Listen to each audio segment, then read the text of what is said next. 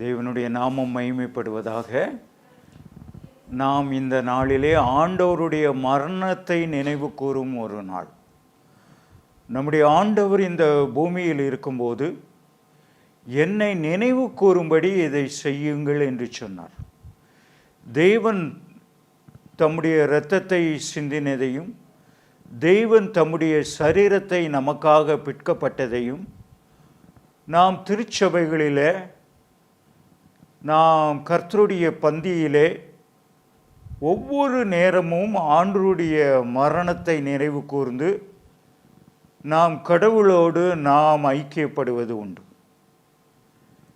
இது ஒரு புதியதல்ல. நமக்கு என்றைக்கு பூமிக்கு ஆண்டவர் தம்முடைய சொந்த இரத்தத்தை சிந்தி தன் ஜீவனை கொடுத்தாரோ அப்பொழுது இந்த உலக மக்களுக்கு எல்லாருக்கும் ரட்சிப்பு ஏற்பட்டது. இந்த மெய்யான ரட்சிப்பை சுதந்திரித்தவர்கள், இந்த ரட்சிப்பை விசுவாசத்தினாலே ஏற்றுக்கொண்டவர்களுக்கு இந்த ரட்சிப்பு பலன் செய்கிறது.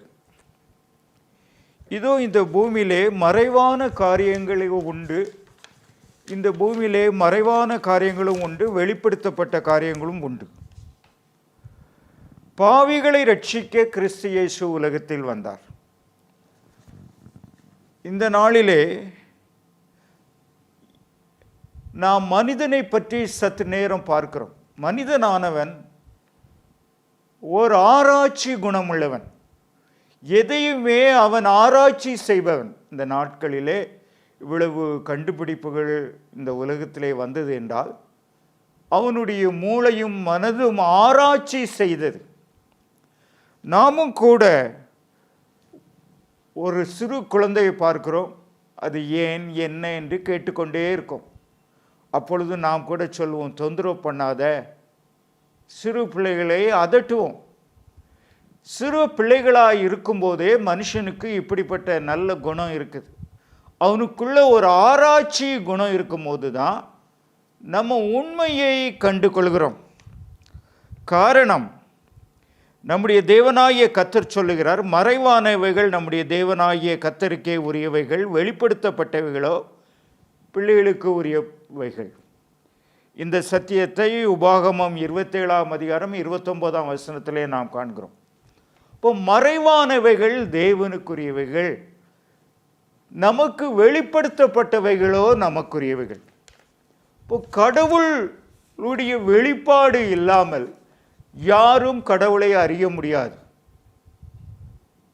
ஓர் ஆபிரகாமை தேவனாகிய கர்த்தர் அவர் நேரடியாக கடவுள் காட்சி கொடுத்து அந்த மனிதனை கர்த்தர் ஆபிரகாமாய் மாற்றினார். அந்த சந்தையிலிருந்து வந்த மக்கள் தான் யூதர்களுடைய கூட்டம். இந்த மக்கள் கூட்டத்துக்கு கடவுள், அவருடைய நாமம் யெகோவா என்பது, இந்த யெகோவா கடவுள் தம்முடைய நாமத்தை வெளிப்படுத்தினார், தான் யார் என்பதை வெளிப்படுத்தினார். இப்போ கடவுள் தன்னை வெளிப்படுத்தாத பட்சத்திலே யாரும் கடவுளை அறிய முடியாது. ஆனால் இந்த காலத்திலே கடவுள்களை நாம் உருவாக்குகிறோம். இந்தியாவிலே இருந்த ஒரு ராஜாவை கடவுளாக நாம் வழிபடுவது உண்டு. நாம் கற்களினால் சிலைகளை உண்டு பண்ணி கடவுள் என்று சொல்லி அதற்கு கும்பாபிஷேகம் நடத்தி கடவுளாக வழிபடும் மக்கள் கூட்டம் உண்டு. கடவுளை நாம் படைப்பதற்கு எந்த ஒரு அதிகாரமும் நமக்கு கடவுள் கொடுக்கவில்லை. கடவுள் தன்னை வெளிப்படுத்தி இருக்கிறார். அந்த வெளிப்படுத்தப்பட்ட யூத குலத்திலே இருந்துதான் தேவனாகிய கர்த்தர் இயேசு கிறிஸ்துவின் நாமத்திலே வெளிப்பட்டார். அல்லேலூயா. இந்த பூமியிலே இயேசு கிறிஸ்து வெளிப்பட்டதற்கு ஒரு நோக்கம் உண்டு. இயேசு சிலுவையில் மரிக்கவே இந்த பூமியிலே கடவுள் அவதரித்தார். கடவுள் ஏன் அவதரித்தார் என்று பார்க்கும்போது, ஒவ்வொரு மனிதனுக்காக சிலுவையின் மரணத்தின் மூலமாக ஒவ்வொரு மனிதனுக்கும் ரட்சிப்பு உண்டாகும்படி, ஒவ்வொரு மனிதனுடைய பாவங்களை மன்னிப்பதற்காக கடவுள் வெளிப்பட்டார். இந்த மெய்யான கடவுள் இந்த பூமியிலே மனிதனுக்கு எல்லாவற்றையும் வெளிப்படுத்துவது கிடையாது. நீங்கள் பெரிய பெரிய ஃபாரஸ்ட் ரேஞ்சிலலாம் போனால் சில போர்டை பார்க்கலாம். அந்த போர்டில் சொல்லியிருக்கோம், இம்மட்டும் வராதே, இம்மட்டும் நின்று கொள் என்று சொல்லும். நமக்கு ஒரு எல்லை குறிக்கப்பட்டிருக்கும். அப்படியே கடவுள் தாமே நம்ம அறியக்கூடிய காரியங்களை நமக்கு பூமியிலே வெளிப்படுத்தியிருக்கிறார். அதே காரிய நேரத்தில் நிறைய காரியங்களை மறைவாகவே வைத்திருக்கிறார். காரணம், அந்த காரியங்கள் நமக்கு தேவையில்லை. உதாரணமாக, ஒரு சிறு குழந்தை 12 வயது வரைக்கும் ஒரு குழந்தைக்கு பாலியல் என்றால் என்ன என்றே தெரியாது. அந்த சிறு பிள்ளைகளுக்கு அந்த வயதிலே அது தெரிய வேண்டிய அவசியம் இல்லை. அது 18 வயசு நிறைவு பெறும்போது தான் அதனுடைய தன்மைகளையும், அது ஏன் கொடுக்கப்பட்டது, தேவனாகிய கர்த்தர் மனிதனுக்கு ஏன் அந்த இன்பத்தை கொடுத்தார் என்று தெரிய வரும். இப்போ வெளிப்படுத்தப்படக்கூடிய காலங்கள் உண்டு. அப்படியாக முதல் 4000 ஆண்டுகளாக கடவுள் மனுக்குலத்துக்கு இவ்வளவு பெரிய ரட்சிப்பை கொடுக்கவில்லை. கடவுள் தாமே எல்லாருடைய பாவங்களையும் தன் மீது சுமந்து கொண்டார். அப்பொழுது ஒருவர் கேலியாக என்னிடம் கேட்டார். என்ன சொன்னார் என்றால், இந்த இயேசு கிறிஸ்து என்ன குப்பலாரியா, எல்லாருடைய குப்பைகளையும் ஏற்றிக்கொண்டு செல்வதற்கு? ஆம், அவர் ஒரு குப்பை லாரியாக மாறினார். ஒவ்வொரு மனிதனுடைய பாவங்களையும் தன் மீது ஏற்றுக்கொண்டார். ஒவ்வொரு மனிதன் செய்த அக்கிரமங்களை தன் மீது ஏற்றுக்கொண்டார். இயேசுவின் சிலுவையின் மரணம் என்பது சாதாரண காரியம் அல்ல. ஒவ்வொரு மனிதனுக்கும் வாழ்வு கொடுக்கக்கூடிய மரணம். பிசாசை சிலுவையின் மரணத்தினால் ஆண்டவர் ஜெயித்தெழுந்தார். மரணமே உன் கூரெங்கே என்று ஆண்டவர் கேட்கக்கூடிய அளவுக்கு மனிதன், ஒவ்வொரு மனிதனுக்குள்ளே ஒரு மரணம் இருந்தது. அதுதான் ஆவிக்குரிய மரணம். அவன் ஆவிக்குரிய மரணம் அடைந்தான். முதல் ஏதேன் தோட்டத்தில் அந்த ஒரு ஆவிக்குரிய மரணத்தை ஜெயித்தெழுவதற்கு தான் இயேசு மரித்தார். இந்த இயேசு மரித்ததை நீனும் நானும் நாம் ஏற்றுக்கொள்ளும் போது, இதோ எனக்காக மரித்தார், என் பாவங்களை போக்குவதற்கு மன்னித்தார், என் பாவங்களை போக்குவதற்காக இந்த இயேசு மன்னித்தார்.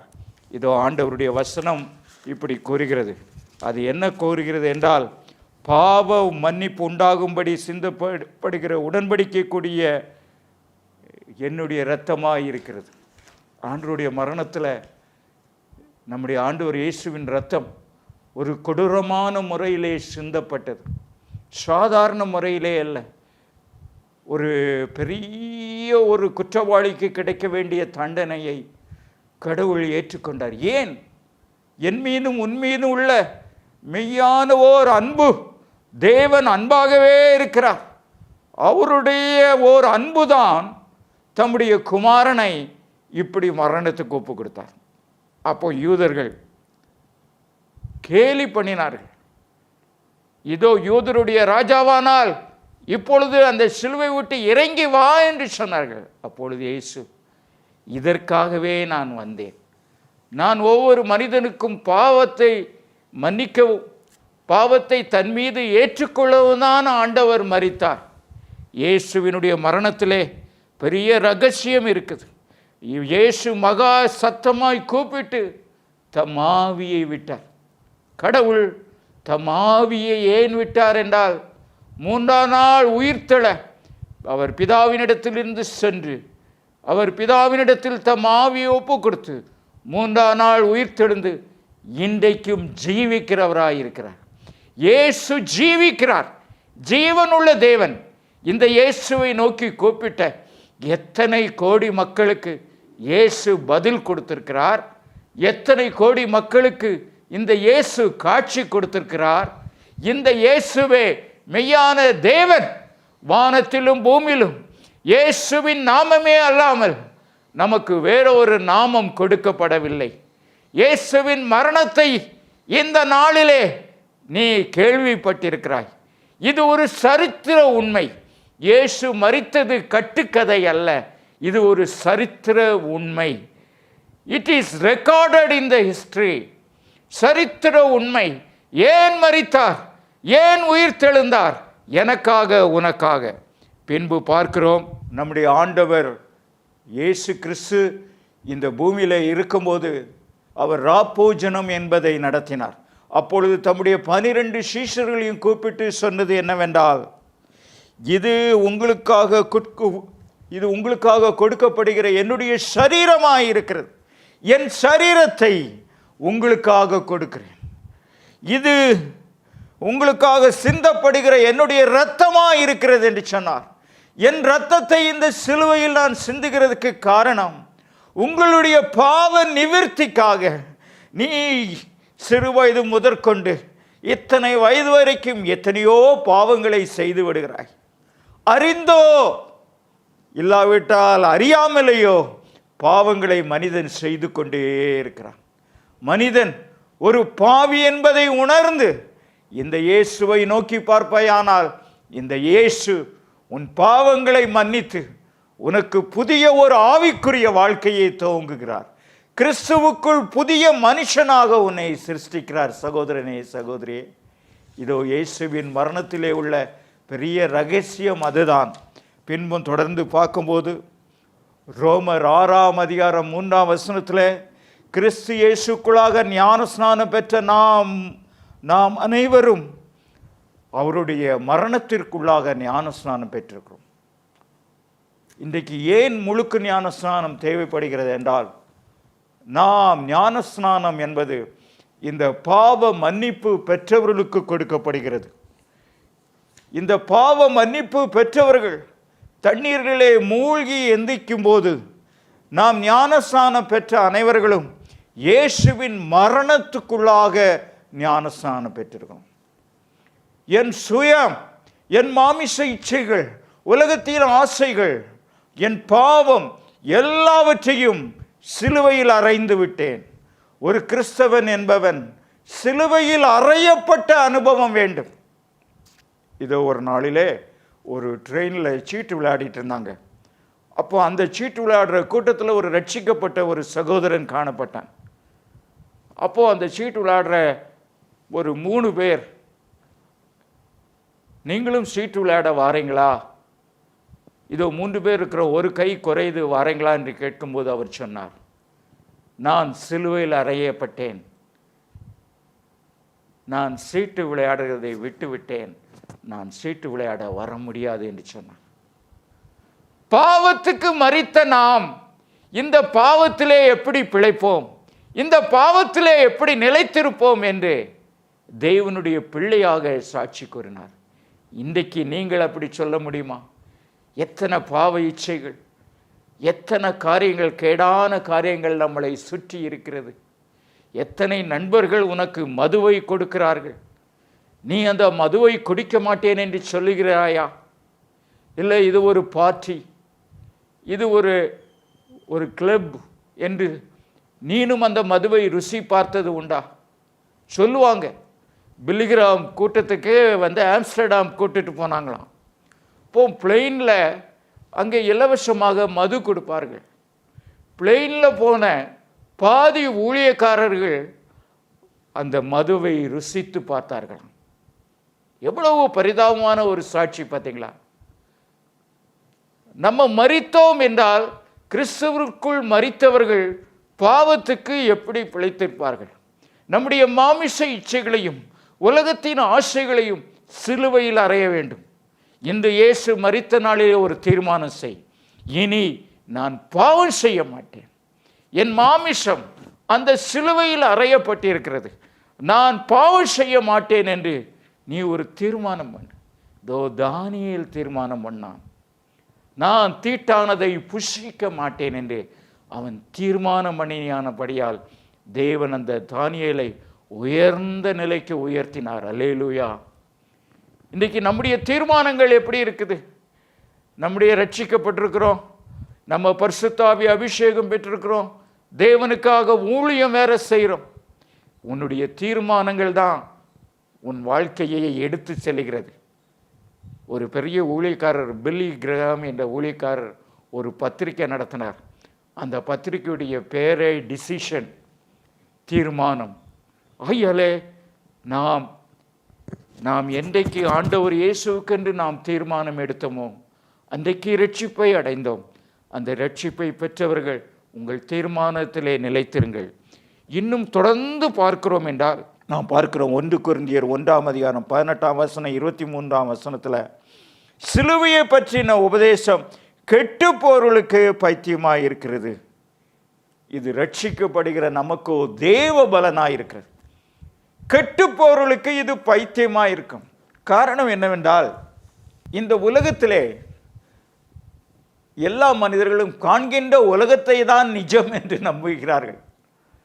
காணாத கடவுளையோ கடவுள் தரும் ரட்சிப்பையோ நிஜம் என்று நம்புவது கிடையாது. இப்போ கெட்டு போகிற கூட்டம் அது. இந்த கெட்டு போகிற கூட்டத்துக்கு இந்த சிலுவையின் உபதேசம் பைத்தியமாக இருக்குது. இந்த சிலுவையின் உபதேசத்தான் சீடர்கள் உலகமெங்கும் எடுத்து சென்று வந்தார்கள். இதோ நம்ம நாட்டில் தோமையார் அவர் கேரளா தமிழ்நாட்டுக்கு வந்து இந்த சிலுவையின் உபதேசத்தை அவர் கொடுத்ததுனாலே அவர் இரத்த சாட்சியாக மாறினார். இந்த சிலுவையின் உபதேசம் யார் விசுவாசத்தோடு ஏற்றுக்கிறார்களோ அவர்களுக்கு கடவுளுடைய ரட்சிப்பு கிடைக்கிறது.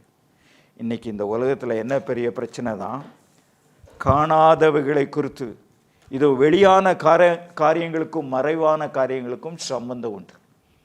இதோ மின்சாரத்தை எப்படி மனிதன் கண்டுபிடித்து அந்த மின்சாரத்தை பயன்படுத்தி கொள்கிறானோ, அப்படியே நமக்கு வெளிப்படுத்தப்பட்ட இயேசு கிறிஸ்துவை கடவுளிடத்திலிருந்து வந்த தெய்வகுமாரன் என்றும் கடவுள் இயேசுவில் வெளிப்பட்டார் என்றும் நம்ப வேண்டும். எப்படி ஒரு மனிதன் கடவுளாக மாற முடியும் என்று கேள்வி கேட்டு கொண்டிருக்கிறாய். கடவுள் மனிதனாக வந்துவிட்டார். அவர் வந்துவிட்ட பின்பு அதை ஏற்றுக்கொள்ளதான் ஒவ்வொரு மனிதனும் கடமைப்பட்டிருக்கிறது. இந்த உண்மையான சத்தியத்தை மனிதர்கள் ஏற்றுக்கொள்வது கிடையாது. இந்த சிலுவையின் உபதேசத்தை மனிதர்கள் புறக்கணிக்கிறதுனால்தான் இந்த உலகத்தில் யுத்தங்களும் சண்டைகளும். இன்னைக்கு பாருங்க, ஒவ்வொரு நாடுகளும் பக்கத்து நாடுகளை அழிப்பதற்கு இராணுவ தளவாடங்களையும், ஒவ்வொரு நாடுகளும் இன்றைக்கு அணுகுண்டுகளை தயாரித்து ரெடியாக வைத்திருக்குது. தன்னுடைய மக்களுக்காக, தன்னுடைய பிரஜைக்காக எந்த நாடும் வாழவில்லை. தங்களுடைய வருமானங்களை பாதி இராணுவ செலவுகளுக்காக செலவழித்துக் கொண்டிருக்கிறார்கள். இது காரணம் என்ன? மனிதனுக்குள் வாசம் பண்ணுகிற பாவம், கொடிய பாவம். இந்த கொடிய பாவம் சாத்தான் மூலமாய், பேய் பிசாசு மூலமாக மனிதனை முழுமையாக இன்றைக்கு ஆட்கொண்டு நடத்துகிறது. நீங்கள் தினமும் பேப்பரில் பார்க்கிற கொலைகள், வெறிகளுக்கெல்லாம் காரணம் என்ன? ஏன் இப்படி ஏமாற்றான ஒரு வாழ்க்கையை மனிதன் வாழ்கிறார் என்றால், அந்த சிலுவையின் உபதேசத்தை அவன் தள்ளிவிட்டான். கெட்டு போகிறவர்களுக்கு இது பைத்தியம்தான். ஆனால் ரட்சிக்கப்படுகிற நமக்கோ தேவபலன். யாரெல்லாம் இதை விசுவாசிக்கிறார்களோ, இயேசு எனக்காக மரித்தார், இயேசு மெய்யான கடவுள் என்றும் என் பாவத்தை நிவர்த்தி செய்கிற கிருபாதார பலி என்றும் ஒவ்வொரு மனிதனும் விசுவாசிக்க வேண்டும். அப்பொழுது காண்கின்ற பிரபஞ்சமானது நாம் பார்க்கிறோம்.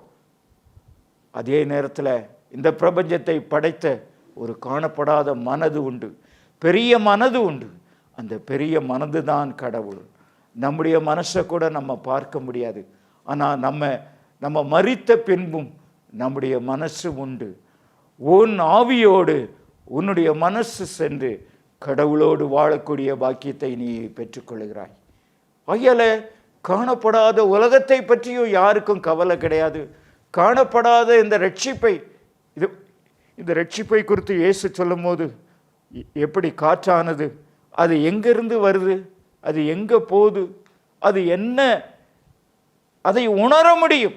அந்த காற்றை உணர முடியும். அப்படியே தான் காட் ரியலைசேஷன், கடவுளை இயேசு கிறிஸ்துவின் மூலமாக ரட்சிப்படைந்தவர்கள் கடவுளை தங்கள் ஆத்மாவிலே உணர்ந்து கொள்கிறார்கள். உணர்ந்து நல்ல ஒரு வாழ்க்கையை வாழ்ந்து முடிக்கிறார்கள். முடிவில் நித்திய மோட்ச பாக்கியத்தையும் பெற்றுக்கொள்கிறார்கள். அதே நேரத்தில் கெட்டு போகிற மக்களுக்கு இந்த சிலுவையின் உபதேசம் கடைசி வரையும் பைத்தியமாக இருக்கிறது. அப்போ மெய்யாகவே பைத்தியக்காரர்கள் யார் என்றால் இந்த இயேசுவை ஏற்றுக்கொள்ள மனதில்லாதவர்கள் இந்த பைத்தியக்காரர்களாக மாறிவிடுகிறார்கள். இயேசுவின் ரட்சிப்பை புறக்கணிக்கிறவர்களுக்கு இந்த ரட்சிப்பு கிடையாது. தெய்வ பிள்ளையே, நீங்கள் உங்கள் வாழ்க்கையில் இதோ மறைவானவைகள் கர்த்தருக்குரியவைகள், நமக்கு வெளிப்படுத்தப்பட்டவைகளோ, நமக்கு பைபிளில் கூட கடவுள் எல்லாவற்றையும் மனிதனுக்கு வெளிப்படுத்தவில்லை. சிலவங்க ஒவ்வொரு வசனத்தை குறித்து தர்க்கம் பண்ணிட்டு இருப்பாங்க. அவர் வெளிப்படுத்தாததை தங்களுடைய யூகத்திலே எதையாவது சொல்லிட்டு இருப்பாங்க, எதையாவது குழப்படி பண்ணிட்டு இருப்பாங்க. ஐயால when the Bible is silent, you keep silent. தேவன் இந்த வேதத்தில் உனக்கு வெளிப்படுத்தப்பட்ட காரியங்கள் உன்னுடைய வாழ்வுக்குரிய காரியங்கள், உன்னுடைய வாழ்க்கைக்குரிய காரியங்கள், அதை மாத்திரம் கை கொண்டு நீ நடக்க வேண்டும். காரணம், நம்ம இந்த பிரமாணத்தை கை கொண்டு நடக்கும்போது தான், கீழ்ப்படியும் போது தான் நமக்கு அந்த இந்த பிரமாணத்தின் மூலமாக நமக்கு ஒரு பலன் கிடைக்கும். மெய்யாகவே ஜேம்ஸ் சிம்சன் என்ற மருத்துவத்தின் தந்தை அவர் குளோரோஃபார்ம் என்கிற மருந்தை கண்டுபிடித்தார். அப்பொழுது ஒரு பெரிய கான்ஃபரன்ஸ் செல்லும்போது இந்த ஜேம்ஸ் சிம்சனை பார்த்து கேட்டார்கள், ஐயா, இந்த உலகத்திலே ஐயா எது பெரிய காரியத்தை நீங்கள் கண்டுபிடித்தீர்கள் என்று கேட்டார். அப்போ எல்லாரும் நினச்சாங்க தான் கண்டுபிடித்த மருத்துவத்தின் தத்துவத்தை சொல்வார்கள் என்று. ஆனால் அவர் என்ன சொன்னார் என்றால், இது உண்மையாக அவர் சொன்னது, நான் ஒரு பாவி என்பதையும் இயேசு கிறிஸ்து தான் என்னுடைய இரட்சகர் என்பதையும் நான் கண்டுபிடித்தேன். அல்லேலூயா. நான் ஒரு பாவி. ஐயல, இன்னைக்கு இந்த மரண நாளிலே நீங்கள் ஒவ்வொருவரும் நினைவு கூற வேண்டியது என்னன்னா, நீ ஒரு பாவி என்பதை ஒத்துக்கொள். கடவுள் எனக்கு ரட்சிப்பை கொடுக்கிறார் தம்முடைய குமாரன் இயேசுவின் மூலமாக. இந்த குமாரனை உன் ஆண்டவராக, உன் கர்த்தராக ஏற்றுக்கொள். இந்த இயேசுவில் கடவுள் வெளிப்படலே, இயேசுவும் கடவுளும் ஒன்றாகவே இருக்கிறார். பிதா, குமாரன், பரிசுத்தாவியாகிய திரியேக தேவன் அவர் ஆவியாயிருக்கிறார். உன் மாமிச கண்களுக்கு அவர் புலப்பட மாட்டார், ஆனால் உன் ஆத்துமாவுக்குள் வந்து வாசம் செய்கிறார். இயேசு கிறிஸ்துவானவர் யார் ஏற்றுக்கொண்டார்களோ ஒவ்வொரு மனிதனுக்குள்ளும் கடவுள் தம்முடைய பரிசுத்தாவியானவர் மூலமாக வந்து வாசம் செய்து நம்முடைய வாழ்க்கையை ஒரு சந்தோஷம் உள்ள வாழ்க்கையாய், நம்முடைய வாழ்க்கையை சமாதானம் உள்ள வாழ்க்கையாய், நம்முடைய வாழ்க்கையை பரிசுத்த வாழ்க்கையாய் மாற்றுகிறார். இந்த சிலுவையின் மரணம் ஒன்றே இதற்கு காரணம். சகோதரனே, சகோதரியே, ஒரு சிறிய பாடல், சண்டே கிளாஸ் பாட்டு நான் அந்த காலத்தில் படிப்போம். நான் அந்த சிறிய பாட்டை இன்னைக்கு உங்களுக்காக படிக்க விரும்புகிறேன். எனக்காக உனக்காக இயேசு மரித்தார், எனக்காக உனக்காக இயேசு மரித்தார், தாமதம் செய்யாதே இயேசு வண்டை ஓடிவா, எனக்காக உனக்காக இயேசு மரித்தார். இப்போ இந்த பாட்டை என்னோடு சேர்ந்து எல்லாரும் படிங்க. எனக்காக உனக்காக இயேசு மரித்தார், எனக்காக உனக்காக இயேசு மரித்தார், எனக்காக உனக்காக இயேசு மரித்தார், தாமதம் செய்யாதே இயேசு வண்டை ஓடிவா, எனக்காக உனக்காக இயேசு மரித்தார். இந்த நேரத்தில் கடைசி ஜெபத்தை செய்து நாம் முடிக்க போகிறோம். எல்லாரும் கண்களை மூடுவோம். இந்த டிவி வாயிலாக இந்த செய்தியை கேட்டுக்கொண்டிருக்கிற தேவனுடைய பிள்ளைய, இதோ புறஜாதி மக்களே, இந்த இயேசு உன்னை நேசிக்கிறார். இந்த இயேசு உனக்கு ரட்சிப்பை இந்த நாளிலே கொடுக்க விரும்புகிறார். அவருடைய மரணம் ஒவ்வொரு மனிதனுக்காக அவர் மரித்தார். யாரும் கெட்டு போகக்கூடாது. உன் குடும்பத்தில் கூட யாரும் கெட்டு போகக்கூடாது. எல்லாரும் தலை தாழ்த்தி ஜெபம் பண்ணுவோம். மகா இரக்கமுள்ள பரமபிதாவே, உம்முடைய குமாரனுடைய மரணத்தை நினைவு கூர்ந்து இந்த காலை வேளையில் உம்முடைய பாதத்துக்கு நேராய் வருகிறோம். உம்முடைய குமாரன் மூலமாய் உண்டான பாவ மன்னிப்பாகிய மீட்பை ஒவ்வொரு மக்களுக்கும் கொடுப்பீராக. இந்த ரட்சிப்பு ஒவ்வொரு மனிதருக்கும் தேவை. இந்த உலகத்தில் தண்ணீர் எப்படி மனிதனுக்கு தேவைப்படுகிறதோ, இந்த தண்ணீரை காட்டிலும் ஜீவ தண்ணீரை கொடுக்கிற இயேசுவே, நீர் மனிதனுக்கு தேவை. உம்முடைய மரணத்தின் மூலமாய் இந்த ஜீவ தண்ணீரை, இந்த சத்தியத்தை கேட்ட ஒவ்வொரு மனிதருக்கும் நீர் கொடுப்பீராக. ஆசீர்வதியும். நீர் மைமைப்படும். இயேசுவின் நாமத்தில் வேண்டுகிறேன் பிதாவே, ஆமென்.